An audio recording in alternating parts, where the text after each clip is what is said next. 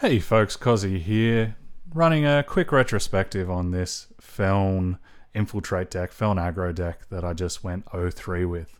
Sorry for the spoiler if you just go straight to the retrospectives, but I feel as though most people will be coming through the video series. In my wrap-up, I talked about how I felt like I got power screwed in one game up against a very problematic matchup in another, and then made a bonehead mistake with where I chose to use my permafrost. In watching back my videos and getting ready to upload them to YouTube, I realized that there was another decision point that actually happened right back in the draft itself that perhaps could have changed the texture of some of these matches. It could well be that it was not going to come up, but I just want to take a look back. And so here's the video from 45 minutes ago. So I think we dropped that one.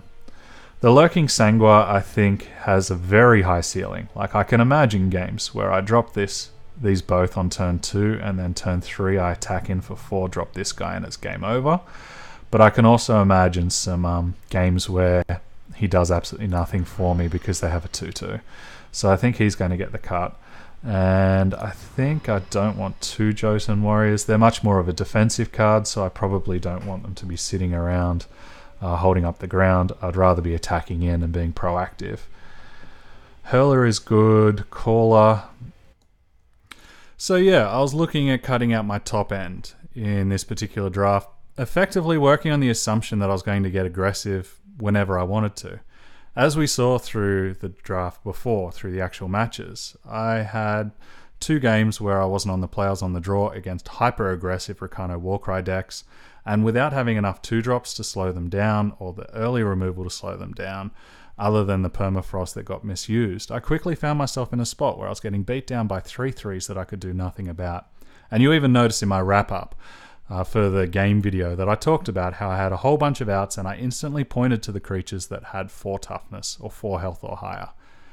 It's interesting to think about whether I went too aggressive on this design, whether I forced it into an aggressive archetype without just accepting the fact that it was a mid-range deck with its foot slightly on the ball of its toes rather than back on its heels.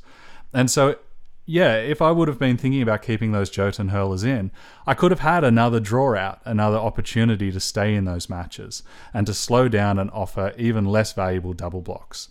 Indeed, it would have been a creature that perhaps, granted, his creatures had quick draw, but perhaps could have offered me the chance to get through those pump spells that caused me so much problems.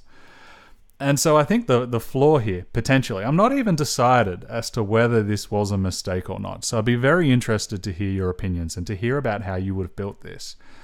But the area where I think I do need to contemplate is whether I assumed too much what my role in each matchup was going to be, and whether I needed to hedge my bets in case things didn't go perfectly for me. Like Sky Snapper, as we saw, it's not a card that can slow down a game when you're behind, and perhaps I was being way too aggressive and way too optimistic about my role. Either way, I thought it was interesting to contemplate. Perhaps those Jotun Hurlers had a role beyond what I thought they were. Indeed, I'm pretty sure I went back and cut the second one eventually.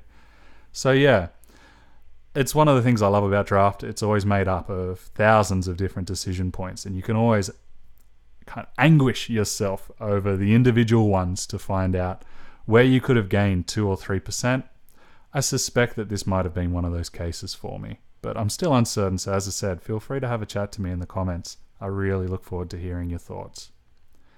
So yeah, this has been Kozzi for a retrospective on the Feln Infiltrate draft. I look forward to seeing you in some of our future videos. Have a good one.